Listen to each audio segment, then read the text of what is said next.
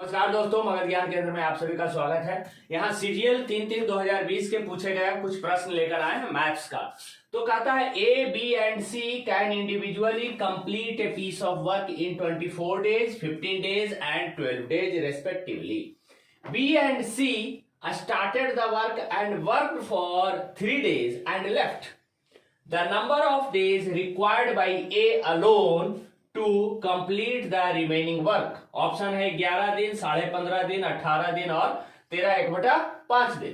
कहने का मतलब क्वेश्चन क्या है, फिर से एक बार हिंदी में समझ लीजिए कि ए बी सी तीनों अकेले अकेले किसी काम को 24 दिन में, 15 दिन में और 12 दिन में करते हैं क्रमशः। बी और सी ने काम को स्टार्ट किया और 3 दिन तक काम किया और उसके बाद छोड़ दिया। द नंबर ऑफ डेज कहता है कि बाकी रिमेनिंग काम को ए ने अकेले किया, तो बताइए कितना दिन लिया। तो ध्यान देना है कि ए की जो कैपेसिटी है 24 दिन की है, बी की जो कैपेसिटी है 15 दिन की है और सी की जो कैपेसिटी है वो 12 दिन का है। कहता है बी और सी ने काम शुरू किया, बी ने 3 दिन किया और सी ने भी 3 दिन किया, यानी कि बी का 3 दिन का काम 3/15 और सी का 3 दिन का काम 3/12, यानी इसका काम 1/5 और इसका काम 1/4, यानी इतने काम हो गए कुल एक काम में से। तो ये दोनों काम को हम ऐड कर लेंगे कि 1/5 प्लस 1/4, ये दोनों मिलकर के 3 दिन में कितने काम कर दिए, तो 520 और ऊपर में ऐड हो जाएगा 5 + 4, यानी कि ये हो जाएगा आपको, या 4 + 5 जैसे आप रख लीजिए 9/20।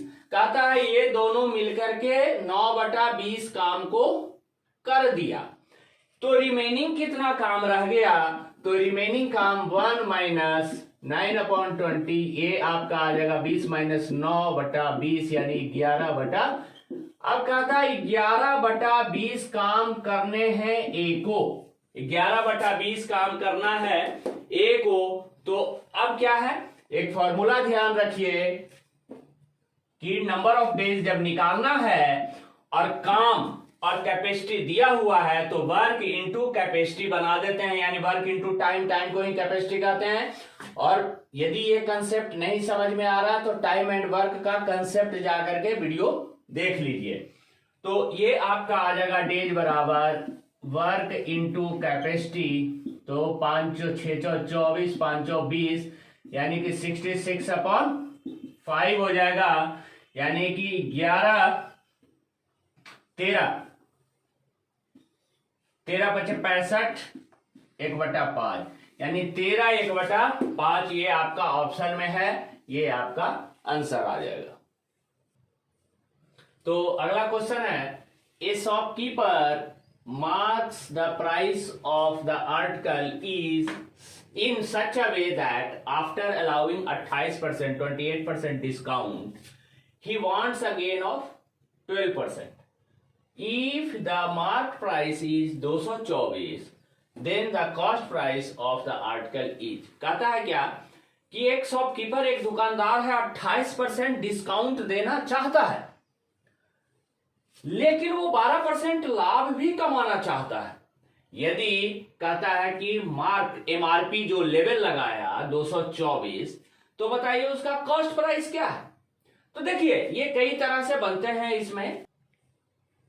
तो यहां पर हम जो देख रहे थे प्रश्न को कि जो एमआरपी है, एमआरपी जो प्रश्न में दिया हुआ है वो 224 दिया हुआ है, और जो रिलेशन है सीपी और एसपी के बीच में कि 100 रुपया में जब खरीदा होगा तो ये 112 में बेचा होगा, क्योंकि 12% उसे लाभ कमाना है।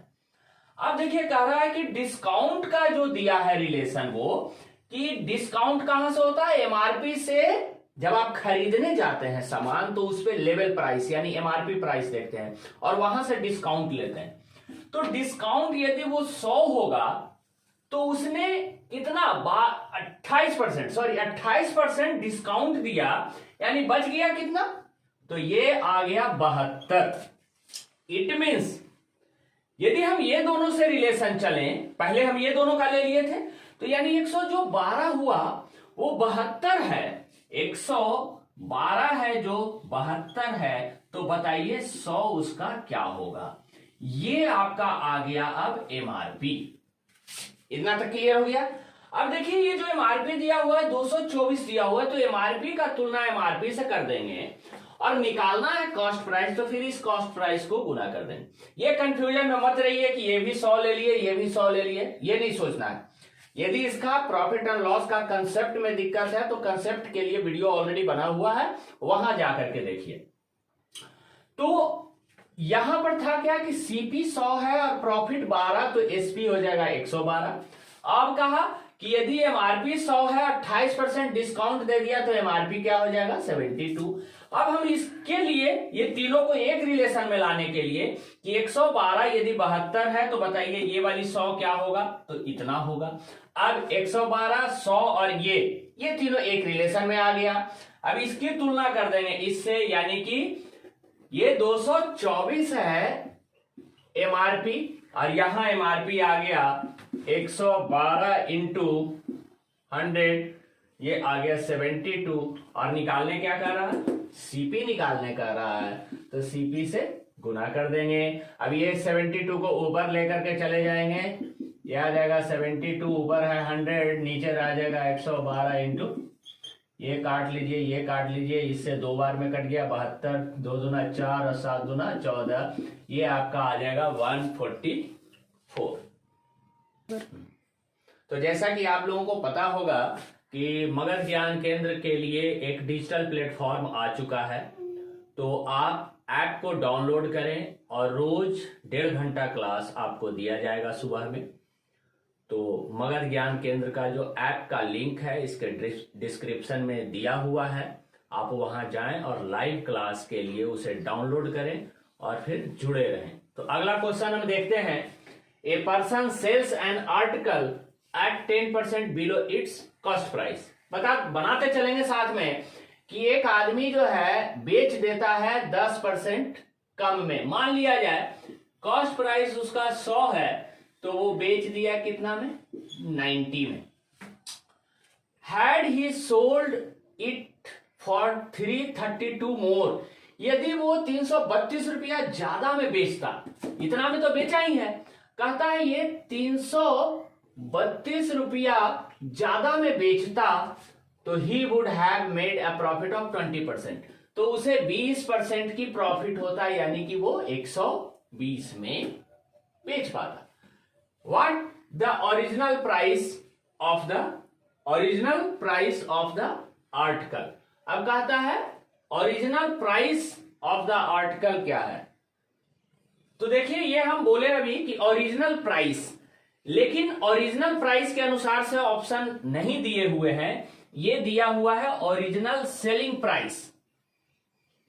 ओरिजिनल सेलिंग प्राइस के हिसाब से ऑप्शन दिया हुआ है। यदि ओरिजिनल प्राइस की बात करेगा यानी कि कॉस्ट प्राइस पे आ जाएंगे, ओरिजिनल सेलिंग प्राइस की बात करेगा तो हम ये आ जाएंगे किस पे, इस पे सेलिंग प्राइस पे आ जाएंगे। वो थोड़ा सा ध्यान रखिएगा, ओरिजिनल प्राइस कॉस्ट प्राइस के रूप में यदि हम ले लेंगे तो, लेकिन यहां ओरिजिनल सेलिंग प्राइस पूछ रहा है तो हम पहले ओरिजिनल सेलिंग प्राइस पे आएंगे।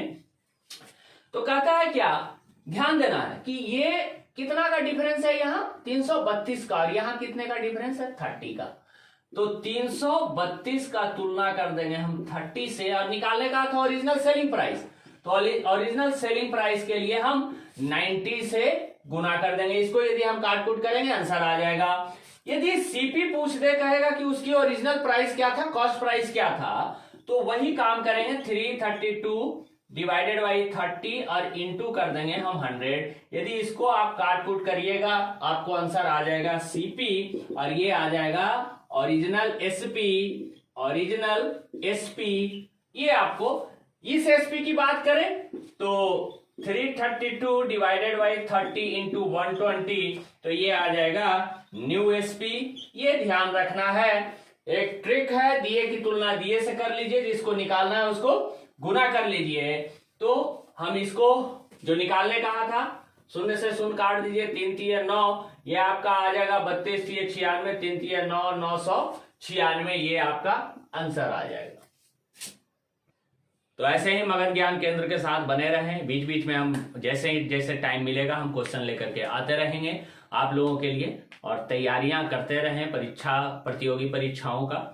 लेकिन खैर, जो राजनीति प्रभावित करती है हम लोगों को कि वैकेंसी नहीं निकलता है, सभी सरकारी विभागों का धीरे धीरे निजीकरण किया जा रहा है, खैर ये प्रभावित करता है। लेकिन समझिए, आवाज उठा सकते हैं तो आवाज उठाइए, नहीं तो ऐसे ही चलते रहेगा। खैर, जय हिंद, जय भारत।